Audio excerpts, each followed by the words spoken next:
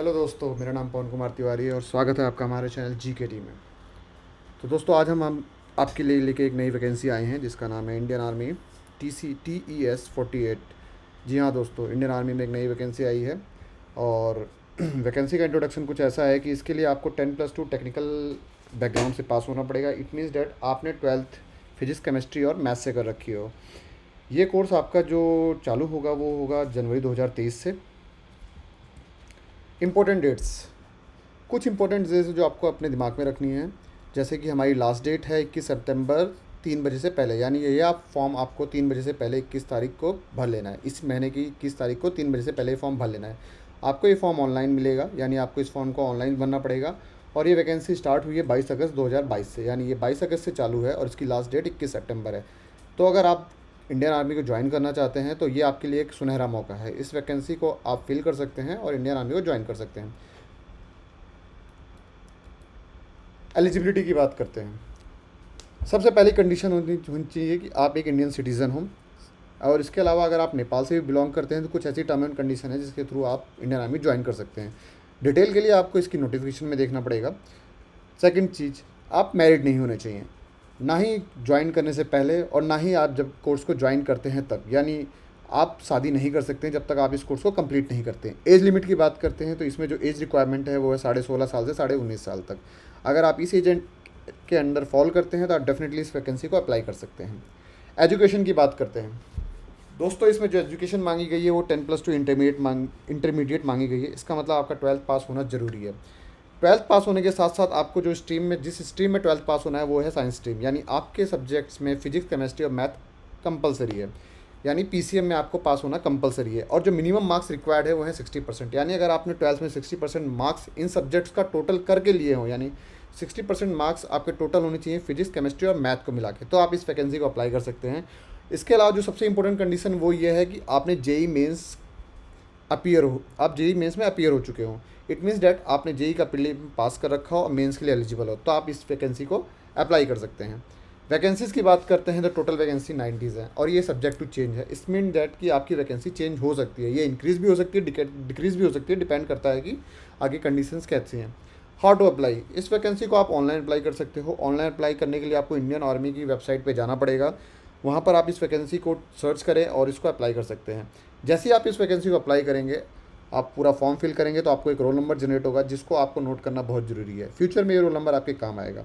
मेरी एडवाइस ये है कि जैसे ही आप इस फॉर्म को फिल करते हैं, आप उसी समय इसके फॉर्म को डाउनलोड कर लीजिए और इसकी 2 कॉपी करवाइए, बिकॉज एक कॉपी तो आपको अपने पास रखनी पड़ेगी और एक कॉपी आपको सेल्फ अटेस्ट करवानी पड़ेगी, जो कि आपके SSB इंटरव्यू के टाइम पे रिक्वायर्ड होगी। आगे बात करते हैं सिलेक्शन प्रोसीजर।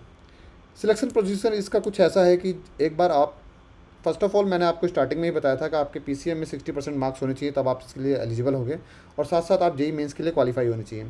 एक बार जब आप फॉर्म फिल करते हैं तो आपका फॉर्म जो होता है वो आगे रिव्यू होने के लिए जाता है। अगर आपका फॉर्म सही पाया जाता है तो उसको आगे प्रोसेसिंग के लिए भेज दिया जाता है। जो मेरिट लिस्ट डिसाइड करते हैं वो डिसाइड होती है मिनिस्ट्री ऑफ डिफेंस की आर्मी विंग्स में। वो ये डिसाइड करते हैं कि इस वैकेंसी के लिए उनको कितनी कितनी कट ऑफ रखनी है, उसी हिसाब से मेरिट डिसाइड करते हैं।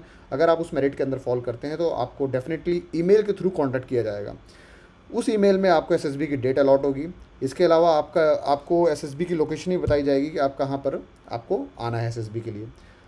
ड्यूरेशन की बात करते हैं, SSB इंटरव्यू 5 दिनों का होता है। इसको 2 स्टेज में डिवाइड करा जाता है। इसका पहला स्टेज आपका होता है, वो पहला स्टेज जो आपका होता है उसमें आपको क्या कहते हैं, आपका शायद 1 या 2 दिन, किसी SSB में ये 1 दिन का होता है, किसी SSB में ये 2 दिन का होता है।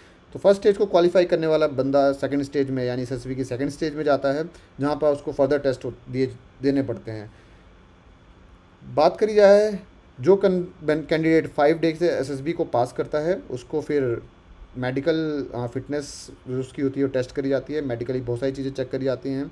उसके बाद उसको जो है आगे वैकेंसीज़ में क्लियर हो जाता है और उसको मेरिट क्या कहते हैं, ज्वाइनिंग लेटर मिल जाता है। इंपॉर्टेंट पॉइंट की बात करी जाए तो कुछ लोगों को डाउट होता है कि टैटू, इंडियन आर्मी में टैटू की क्या पॉलिसी है। देखिए, टैटू की पॉलिसी काफ़ी डिफरेंट है।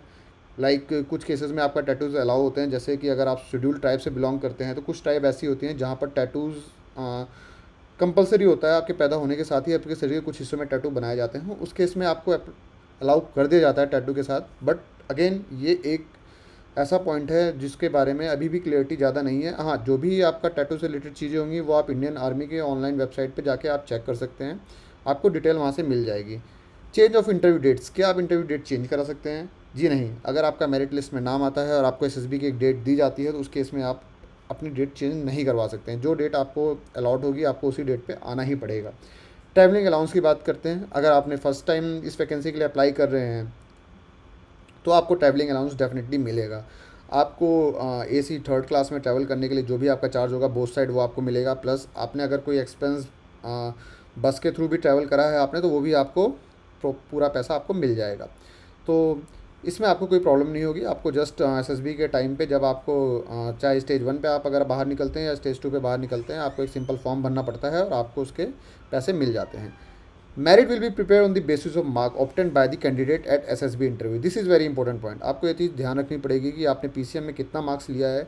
ये केवल आपको फर्स्ट स्टेज यानी एसएसबी के लिए शॉर्ट लिस्ट करेगा। आपकी जो भी वैकेंसी होगी उस पर जो आपकी मेरिट लिस्ट बनेगी वो आपके एसएसबी इंटरव्यू पे डिपेंड करेगी। यानी आपका जो मेन सिलेक्शन क्राइटेरिया होगा वो एसएसबी के इंटरव्यू पे डिपेंड करता है।